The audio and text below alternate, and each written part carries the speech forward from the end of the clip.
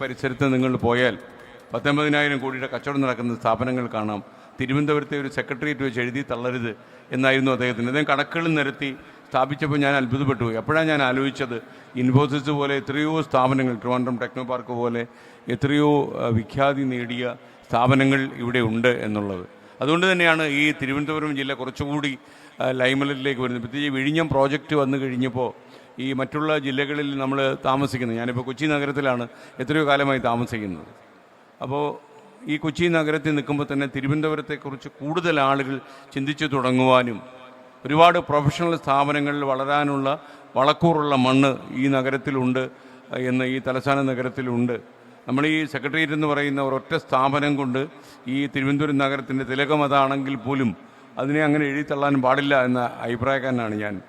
അത് തിരുവനന്തപുരം ഏറ്റവും ഒരുപാട് വിശുദ്ധിയുള്ള മണ്ണാണ്, ഏറ്റവും സൗന്ദര്യമുള്ള നഗരം, അതിനേക്കാളും ഒരുപാട് ചരിത്രം എഴുതിയിട്ടുള്ള നഗരം, പടയോട്ടങ്ങൾ കണ്ട നഗരം, അതിനെല്ലാം ഉപരി ഒരുപാട് സത്യസന്ധരായ മനുഷ്യർ അധിവസിക്കുന്ന നഗരം, അങ്ങനെയെല്ലാം ഈ ജില്ലയ്ക്ക് വലിയ പ്രാധാന്യമുണ്ട്. അവർക്കിടയിലേക്കാണ് ഒരു കെട്ടിടത്തിൻ്റെ പ്രപ്പോസലുമായിട്ട് ഇവിടെ ഓരോ ബിൽഡറും കടന്നു ചെല്ലുന്നത്. അപ്പോൾ ഈ ഒരുപക്ഷേ ക്രഡായിയുടെ സഹകരണത്തോടെ 24 അണിയിച്ചൊരുക്കുന്ന ഈ പരിപാടി ഒരു ഉയർന്ന വിജയം കരസ്ഥമാക്കുമെന്ന് എനിക്കറിയാം.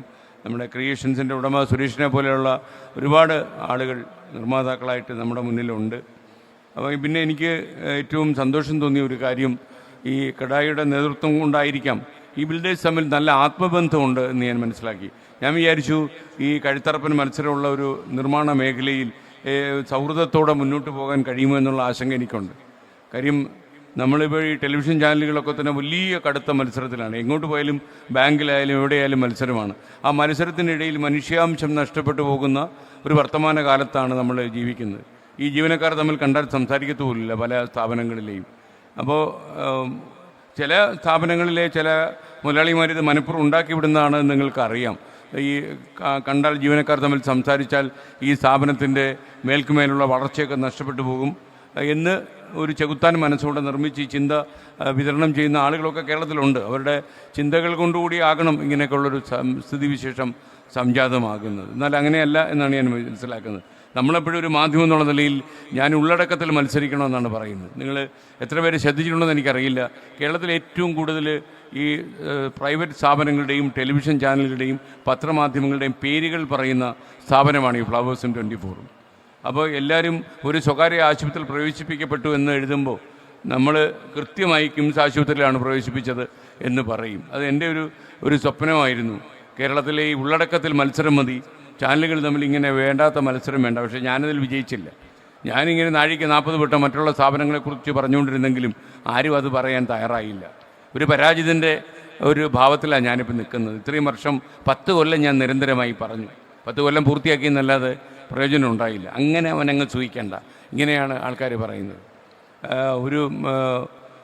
ഞാൻ ചില മീറ്റിങ്ങുകളിലൊക്കെ പങ്കെടുക്കുമ്പോൾ ചില പത്രക്കാരൊക്കെ വന്ന് എഴുതി ഒരു മാധ്യമപ്രവർത്തകനും പങ്കെടുത്തു എന്ന് പറയും. അവിടെയുള്ള പഞ്ചായത്ത് മെമ്പർ ഉൾപ്പെടെ എല്ലാവരുടെയും പേരുകൾ എഴുതാൻ അവർക്ക് യാതൊരു പ്രശ്നവും കാണത്തില്ല. പക്ഷേ ഇവനങ്ങനെ ഞെളിയേണ്ട എന്ന് തീരുമാനിച്ച ഒരു മാധ്യമപ്രവർത്തകനാക്കി മാറി. എനിക്ക് പ്രശ്നമൊന്നുമില്ല. നമ്മളെപ്പോഴും വിചാരിക്കുന്നത് ജീവിതത്തിൽ എൻ്റെ ഭാര്യ കേട്ടുകൂടാത്തൊരു കാര്യമാണ്. വിദേശ നാടകങ്ങൾ സന്ദർശിക്കുമ്പോൾ നമ്മൾ ഹൃദയാഘാതം വന്ന് ചത്തുപോയാൽ അവിടുത്തെ പത്രങ്ങളിൽ ഒരാൾ കൊല്ലപ്പെട്ടു എന്നുള്ള വാർത്തയെ വരൂ. അതുപോലെ നമ്മുടെ നാട്ടിലിപ്പം മരിച്ചു പോയി കഴിഞ്ഞൊരു പേര് വന്നിട്ട് എന്താ കാര്യം? പലപ്പോഴും ഈ പ്രശസ്തി എന്ന് പറയുന്ന സാധനം ഒരാൾ തൻ്റെ ശവമാടത്തിലിരുന്ന് അനുഭവിക്കുന്നതാണെന്നൊരു വിഖ്യാത കവി പറഞ്ഞിട്ടുണ്ട്. അതെനിക്കും അങ്ങനെ തോന്നിയിട്ടുണ്ട്. അപ്പോൾ ഞാൻ പറഞ്ഞ് മരണത്തിലേക്ക് പോരുത് എന്നുള്ളതുകൊണ്ട് ഞാൻ മടങ്ങി വരുന്നു. അപ്പോൾ ഇത് ഈ എക്സ്പോ ഒരു വലിയ വിജയമാകട്ടെ. ഈ 24 ഡ്രീം ഹോം എക്സ്പോ ഓരോ മലയാളിയുടെയും അവൻ്റെ ചിന്തയിൽ നമുക്ക് കാര്യം ചില ആൾക്കാർ പറയാറുണ്ട്, ഞാനും എന്നോടും ചില സുഹൃത്തുക്കളൊക്കെ പറഞ്ഞിട്ടുണ്ട്, ഒരാളുടെ വിനാശകാലത്താണ് അയാളൊരു വീട് വയ്ക്കുന്നത് എന്ന്. ഒരിക്കലും അല്ല കേട്ടോ, എനിക്കങ്ങനെയുള്ളൊരു ചിന്തയില്ല.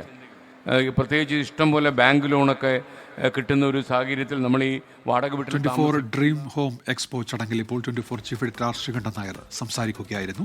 ലോകത്തെവിടെയായാലും ഏത് സമയത്തും 24 വാർത്തകളും ഓഗ്മെന്റഡ് റിയാലിറ്റി പാക്കേജുകളും എക്സ്പ്ലെയിനറുകളും വിശദമായി കാണാൻ ഞങ്ങളുടെ യൂട്യൂബ് ചാനൽ നിങ്ങൾക്ക് സബ്സ്ക്രൈബ് ചെയ്യാം.